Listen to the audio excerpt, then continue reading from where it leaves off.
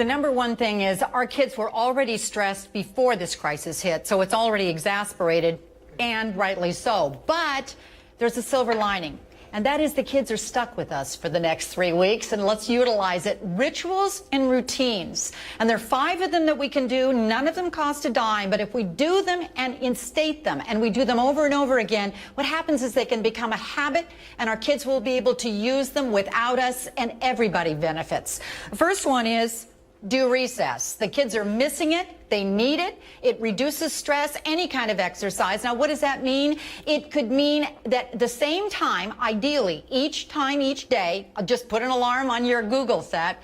You can do teaching your kids yoga, which actually reduces stress. You could be shooting hoops outside, Red Rover, Duck, Duck, Goose, or hopscotch. It doesn't make any difference. If you have more than one child, have them rotate the roles. So the following day, brother gets to choose. The next day, sister gets to choose. But make sure you're doing something active. Then the second thing is, let's be clear that we are also in a state where we're looking at a lot of very dismal news. And the more we see that kind of news, actually it reduces our empathy and increases our stress.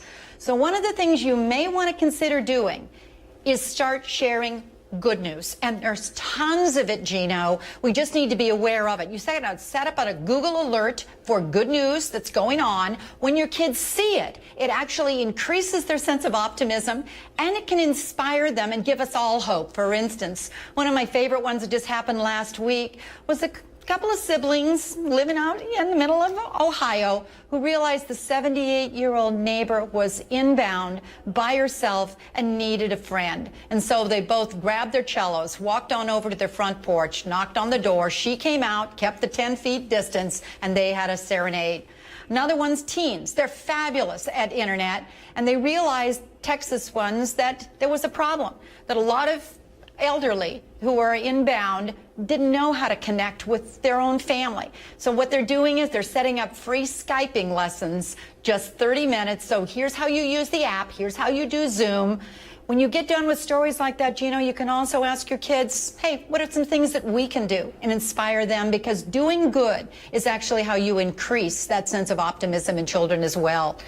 Third, FaceTime with grandma or anyone, because we know that relationships are the seed of happiness. They're really what health is all about. But we're dealing with a lot of kids right now who are text-driven, who are more comfortable texting than talking.